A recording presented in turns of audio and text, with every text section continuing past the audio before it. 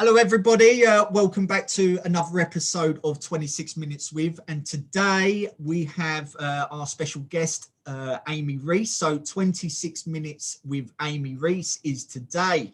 Now, Ami is the co-founder of Elite Force Safety. Very happy to have her included on this podcast. And Ami, would you like to give yourself a much better introduction to what I've just given you? I can try, it wasn't too bad. So my name's Amy. So Elite Force Safety, our company, is we're a training provider. So we do different training programs. So we focus around mental health is a big one that we're focusing on at the moment. And we also do manual handling and slips, trips and falls, leadership and management training. And sorry, I'm just going to introduce her because she's just going to jump all over me. This is Mila, and she's really playful. So she keeps clawing at me and climbing on me. So if you see ears and tails walk past, then that's what it is. She might disappear now, but you don't know. Fine. I knew she was going to do it. She's been really good before when I've done recordings. She's the star of the show. As soon as you press record, she's up there. She wants to be there. She's just nosy. She's nosy and she's an attention seeker. So, Elite Force Safety. So, it's the training, the mental health side, and also your normal health and safety stuff within the workplace as well. So why was Elite Force Safety set up? Well, me and my partner both used to work for a company before which did training, but they only really focused on one thing. So we were working there and we decided that we wanted to kind of start our own really and just go off and do our own thing. So that was where we first of all, we were looking at different options and we were like, right, what we're going to do. We weren't particularly happy where we were for various reasons. So we were looking at being employed and, working for other companies. And we were actually going to go into partnership with another training company. And we were kind of going through the start of speaking to them and stuff. And we were kind of like, do you know what? I think we can do this ourselves. Like this, it's not like it's easy, but we were like, do you know what? We've got very different skill sets. So we were kind of like, well, because I'm good at this, you're good at this, we'll just give it a go, see what happens. If it doesn't work out, then it doesn't work out. So that was kind of the turning point, really. We weren't happy and we wanted to look at other options and thought we'd give it a go. Yeah. So Harold's background is military, so that's where the military element comes into it. And all of our instructors are ex-military as well. So it's just kind of gone down that route with it because it fits quite well with what we do with the training. I'm just going to put on the floor because she's trying to drink my coffee now. So a lot of the people are ex-military that work there. So obviously your partner is, and then the trainers as well, ex-military. Now, is that something that you are looking to instill into the company, is helping people that are ex-military, that come out of the military, they're looking for something to do, and that's where you kind of say, well, look, we're happy to train you up, get you out there, get you earning money, back to that independence of being an everyday work person within certain industries. So you help them. Are you in partnership with any kind of charities or anything like that actually help you find ex-military people? Yes, we're members of the Armed Forces Covenant.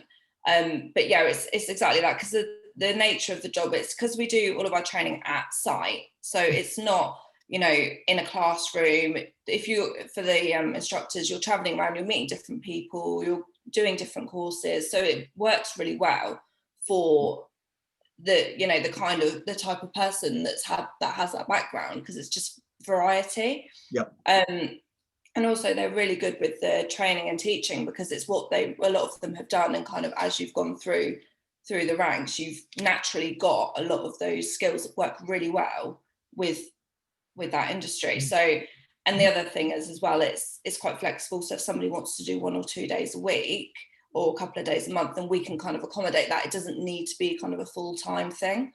So we've got kind of different people that we contact as and when for different training courses, and that's kind of how it works. So it works quite well for those reasons, really. Yeah, of course. I think it's a great thing as well. Right now, we're just gearing up to start a campaign to help ex-military get themselves into work, help with the mental health services, and help with accommodation as well. because there is, I'm doing a lot as much research as I can right now, with what happens when people come out of the military and what support is actually offered to the ex-military, because in my eyes we should really be looking after these people. These are the people that were brave enough to go into the army, go into the navy, go into any of the military sectors, and put their life on the lines for this country. So it's important that when they do come out, that we are then giving them those options to to flourish, to then use what they have learned. And some people will come out and they haven't really got a trade behind them, so it'd be then up to us as a country, as a nation, to then step in and give them the tools that they need to go out and be trained up to do something. So what are the current steps at the moment, for when someone leaves the military to go back into work or to go and find themselves accommodation? Because not everyone's going to have accommodation when they come out. Not everyone's got a family. Not everyone's got a partner or anything like that. Some people are coming out and they are on their own, coming back into the world. And so what steps are in place at the moment to help these ex-military people? Yeah, I know there's a lot of kind of charities and things that do help, but I think it's kind of knowing where to go, because the transition's quite difficult, I think, because I'm not ex-military myself, but from kind of my understanding of it, when you're in there, especially if you're in there for 20 odd years, you're in this bubble and everything's very organized, you're very well looked after, and then you kind of are just let out, and everything is so different. And it's having to, I think one of the things with the work and stuff is realizing the transferable skills, because it's how to translate it to civic culture, really, because it's knowing how to put it across. I mean, if you, like my other half, for example, used to be a marksman instructor, so how do you translate the skills that you have from teaching people to shoot into working in a civilian job? But there are loads of skills that you get from it, but it's how do you put that across in a way that someone who hasn't been in the military understands? Of course. And you kind of see ex-military, there's a few different industries where you'll kind of see more ex-military. So you'll see the HGV drivers, big lorries, Arctic lorries as well, doing the delivery on that side of thing. You have that. Many will go into the PT industry as well, and also training, and and kind of, I've seen a lot of security as well. Securing sites, not so much kind of door shopway security, but more of site security. Kind of thing. Health and safety is another big one as well. But and health and safety, of course. So if you don't mind me asking, how long's your partner been out of the military? I think it's about 10 years. 10 years. Yeah, he's been out for 10 years. So he's when he first left, he did, because you get learning credits. I might not be completely spot on with this because this is like secondhand information, but you get like learning credits. So he did a first aid qualification, and kind of thought, I'll go out and I'll do first aid teaching. That's what I'll do. And then it's one thing doing it, but then having to manage it and get the training is quite a difficult thing. It's easy to underestimate how much work that actually is to do that. You've got the qualification, but then actually getting out there and doing it is quite different. So then he started working. He was employed by a company and then was employed for a while. But I think it's difficult as well, because a lot of them have like kind of mentality where when you're in the military, you're told, you're given orders and you do them and you're told what to do. And I know where my personal experience from seeing it is, we had quite a lot of ex-military that worked previously, and it was I don't understand why they don't question things, like, because there was things that I was like, well, they shouldn't, that's not really fair, why are they, and they just didn't question it, and I couldn't understand it, because they've all got all this experience, they're all really like skilled and talented at what they're doing, and they're just doing these things that aren't really, I didn't understand it, but it's because of that mentality where you're like, I'm given an order and I'll do it. So whether it's you go above and beyond and do everything that you're told, but I think it can be abused if it's not appreciated. So that's kind of what another thing that we kind of like, we want to have these people and treat them well, and, you know, value what they offer, because there's so much that they can offer to a business. Yeah, of course, So, most certainly. Now, I spoke to someone last week, I think it was, and they said to me, try giving ex-military charity, they will not take it. You give them a job, they will work their arse off for you. You know, it's nothing about handouts. It's not about, you know, anything like that. And that's kind of where I think that you kind of fall on some of these ex-military that end up on the streets, is because they've been offered the handouts, but not the opportunity. And it's the opportunity that they want to actually be able to graft, to be able to work, to be independent, you know, and all that sort of stuff will then start to help with their mental health as well. Because let's face it, some of these people have seen some things that we'll never see in our life, or what we've only seen on films or games that we play. You know, and it can be a very worrying spiral of out control thinking and actions from them. And you know, it's up to us to make sure that we could help them in those situations, improve their mental health as much as possible with the services that are around, but offer these people something that you know, they can get up for every day, that they can go out and for work, because that's what they see as their purpose in life, is being able to serve, being able to go out and do the best of what they do every day. Now, being an ex-military wife or partner, is it wife or partner? Sorry, partner. Okay, ex-military partner.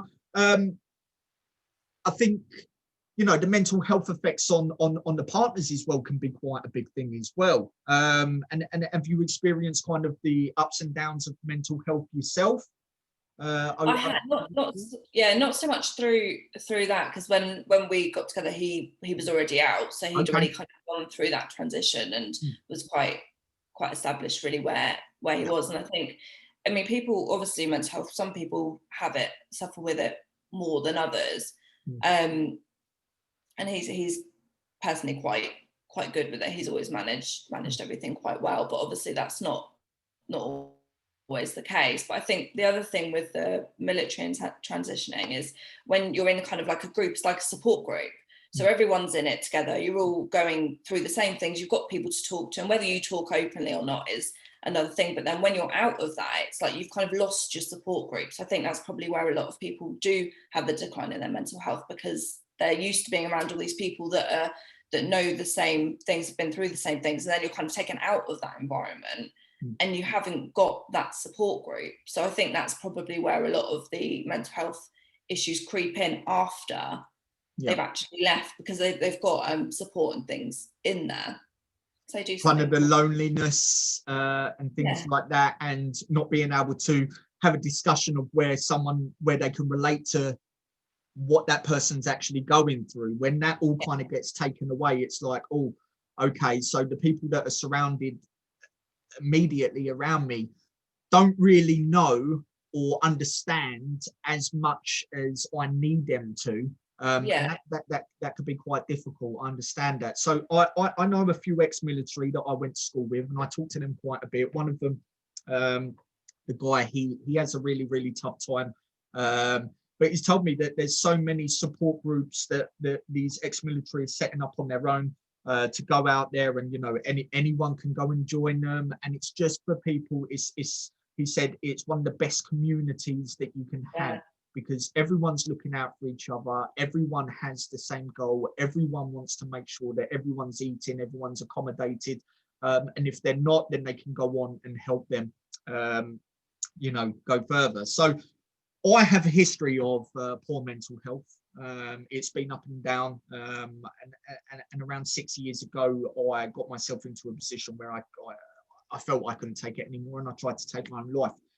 And from then, I realized how important it is to talk, how important it is to have these support groups, and also from spotting the signs. So when I spot the signs, I start to do things for myself. I write down 5 things that I want to do every single day. One of them is play my good film music an hour before work. You know, drink more water. People really forget how important the water side is. You know, drinking less water will have you dehydrated, have you thinking sporadically, you know, and then you can start having a really bad turn on your mental health from that. I do other things like make sure that I go out for my walk every single day as well. And there's a few other bits that I include on there. And every day I go through them and they really help coach me to having a much better day than what I would do if I just thought, sod it, I'm giving up today. I'm not doing any of this. I'm just going to sit in front of the computer and type away. Because at the end of the day, when that laptop goes, my mental health will be really bad. So with yourself, mental health is in yourself. Have you had a bit of a roller coaster over the years, or have you kind of, or do you know the signs, do you know the signals and kind of know where to go when you need that bit of extra help? Yeah, so for me personally, I've had anxiety for probably over 10 years. I can't really remember not having it, to be honest. But I would say I would kind of class it as high functioning. So I don't think it's actually like a medically categorized Medical term. Yeah, but I think I came across some stuff online and I was reading it, I was like, oh my God, that is me. That explains why I feel how I do. So I actually put down some notes because I was like, I won't remember it off the top of my head if I try and remember it. So it's kind of things like being a perfectionist, like being really, really hard on myself if something was slightly off, like I could do something and there'd be like the slightest thing wrong with it. And I'd be like, oh, why did I do that? No, it's not right. And just being really, really tough on yourself. The other thing is the imposter syndrome, which I've seen quite a lot of people post things about, and I think a lot of people can relate to it, where you kind of like you feel like, oh, I'm out my depth there. I don't really know what I'm doing, but you're not. You're fine. You know, everyone has. It's like doubting yourself and thinking that you're not good enough, really. The other thing is being restless, so like not being able to relax.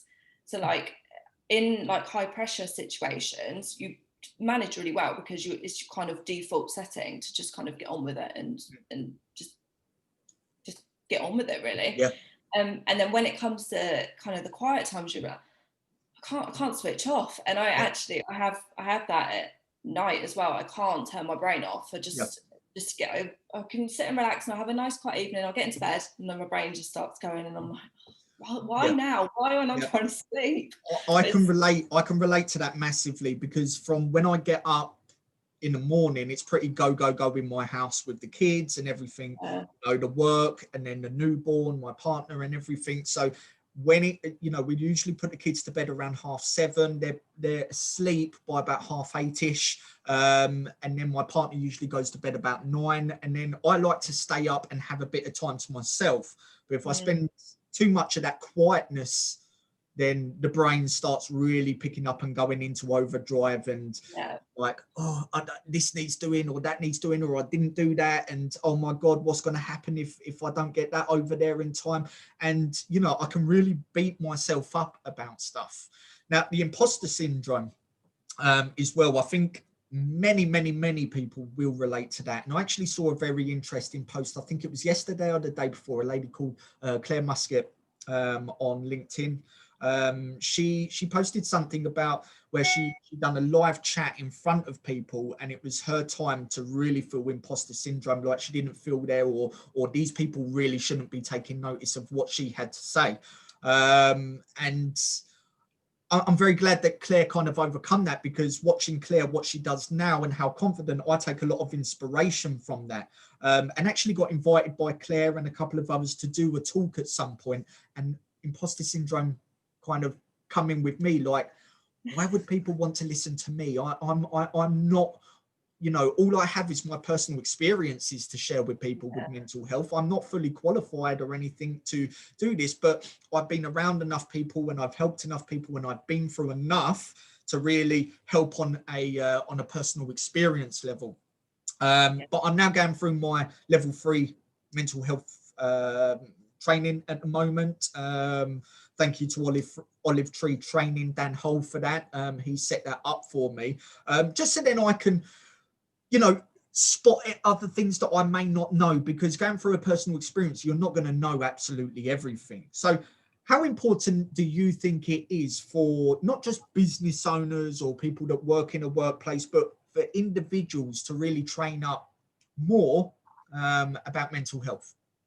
I think that's the thing as well. I mean, I don't know how many people know what the mental health training actually includes. I saw a post the other day, I can't remember whose it was, but they posted about doing mental health first aid course. And somebody had posted on it and basically said, well, what do you think you're going to be able to do in 2 days what someone takes 2 years to do? What's the point? And I it's saw like, that. I saw that exact post. I saw I that. was like, oh, I was like, this is the problem. Like the first aid, the mental health first aid thing is about signs and symptoms and recognizing them, coping strategies, and signposting. It's not to make somebody a professional, because Yep. that's, it does take years and it's not something, but it's if more people are aware of the signs and symptoms and what to look out for, and can see changes in people. But it's not just about seeing changes in other people, it's about seeing changes in yourself as well. Because although for me, although I knew I had the anxiety and I knew I had the issues and certain symptoms with it. I mean, the last year my mental health changed quite drastically, and it was kind of it still took me a little while to recognize what had actually happened, because it just creeps up on you. You Yep. don't really know. You kind of it's not like, if you break your arm, you find, oh, I've broken my arm, I need to fix it. It happens slowly over time and creeps up. Yep.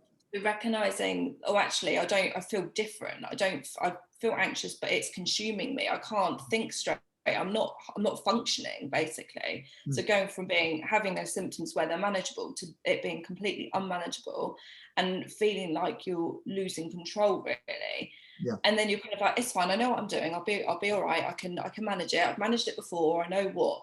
But then for me it changed into something different. So I would kind of wake up and I just feel like completely flat and just have no energy and not motivated at all, and just like, and it developed into depression, really.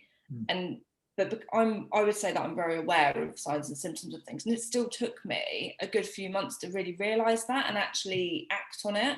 So I think if somebody, especially at the moment, if somebody doesn't have that knowledge and they've never had mental health issues before, and it's something that's completely unfamiliar to them, and then it creeps up, and you can see how someone could get in such a hole with it because they don't know what to look out for, and then before you know, it's you're in a really deep hole with it, and you don't know where to go.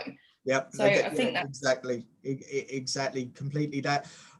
Now, many companies will have a trained first aider, in case anything happens. Some will have someone who's in control of the whole safety running of the company. You'll have a safety compliance officer possibly within the business. Do you think that every company should really have someone trained for mental health? Yeah, I think the way we do our programs, anyone that wants to have train themselves, educate themselves, absolutely brilliant. If someone goes in a mental health first aid course and just because they want to have awareness, then I think that's brilliant. Anyone that's wanting to learn is just great. The more people that are aware of it, the better. For us, we don't just do kind of the training. We're not like, you need this many mental health first aiders for this many staff, because you then get the problem where you've got 10 mental health first aiders, but the rest of the staff don't know what they actually do. So we've got kind of an awareness, which is like a shorter course, and then we've got the first aid course. So you've got different levels of it, but everyone needs to have an understanding of basic understanding of mental health and the signs and symptoms and what to look out for, and then also understanding of what a mental health first aider actually does. Because we always relate it to physical health as well, because you've got first aiders in the workplace. You have to have first aiders. Someone cuts themselves, burns themselves, breaks their arm, you direct them to the first aider. You know who that person is, you know exactly what they do, and 9 times out of 10 they can kind of manage it. But it's for those more severe ones, signposting to that help. But it's it's good having the mental health first aiders, and it's a step, but to really have an impact, everyone needs to have an understanding of it. So that's the kind of approach that we take with it. And then we also do ongoing support. So a typical ideal program for us would be to go in, you train also the managers. because you need to have somebody managing, overseeing the program and kind of reviewing it. And then that's also somebody for your first aiders to go to if they need support. And then you've got the first aiders, and then you've got kind of the rest of the staff that would have the basic training.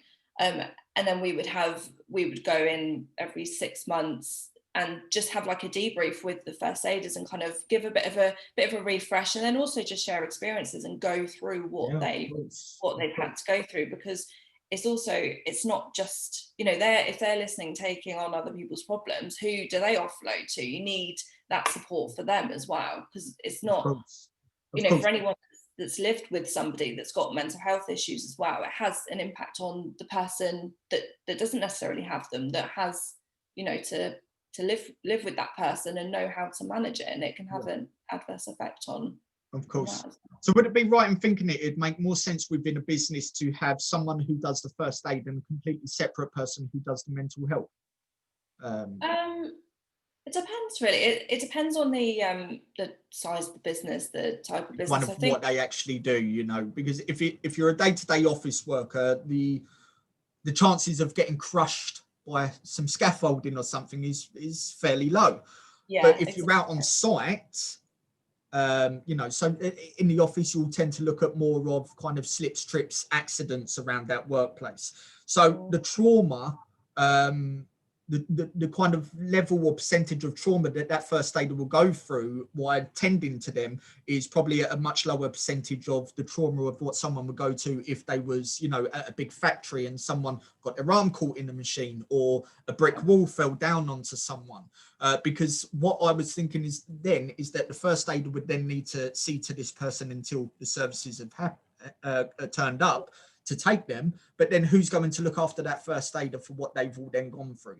Because if they're the mental health, if they're then the actual mental health officer for that site as well, they need someone else that's going to need to be there for them right away, because of what they've just gone through. So it kind of really, I think businesses really need to look at who they're really assigning to these different things. And that will be based on what their business actually does at the end of the day as well. Because as I said, from an office worker, you're going to have a bit more of a low risk for massive accidents. But that's not to say that a big accident could not happen or will not happen. But out on site, I've always thought that, you know, your first aid should be separate to your mental health, and there should always be one of each on site at any given time. So that means you'd need to train a few people within the business, because if that person's off, or if that person needs to leave the company or something like that, you're instantly left with no one to help with anyone's mental health, or no one to help with anyone's first aid. So you really need a couple of people on site at a time. But yeah, Amy, look, we've come to the end of the podcast. It's been an absolute pleasure speaking with you. It goes so quick. It does go. I know, it did. I was like, how am I going to fill 26 minutes? But I've done it, so that's good. Yeah, of course. That's what I get now. I get a bit nervous at the beginning, and I'm like, no, look at the time. Oh my God, it's time to go. But Amy, it's been an absolute pleasure having you on, representing Elite Force Safety. Is there any advice that you would like to leave our viewers with?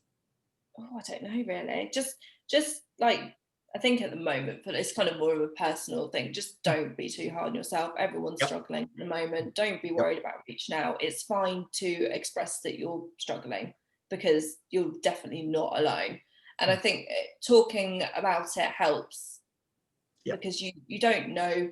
I mean, I had it with I won't talk too much more. I had it with a friend, and we kind of like message every now and again.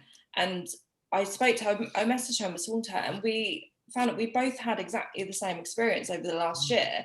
And you're just like, because we hadn't spoken about it, we were both kind of just struggling with the same thing alone. And it's like, when you open up and you talk, it's, you know, people are more aware of it, and people are less judgmental. And I think, especially at the moment, just you feel like you want to talk to somebody, then talk to somebody. And there's so many amazing like charities and numbers, and there's that Shout the Text one as well, which is absolutely amazing. I saw that. That's Yeah, I saw that. We posted that a couple of times. I think that's excellent. And you know what we'll do, we in the bio of this video, we'll stick some of the services that are available to anyone. So if you are watching this and you're having a bit of a tough time or anything like that, if you pop down into the bio section of the upload for this, we'll include some of the services that you can go to have your confidential chats and try and work out a plan for recovery and getting back to your normal self.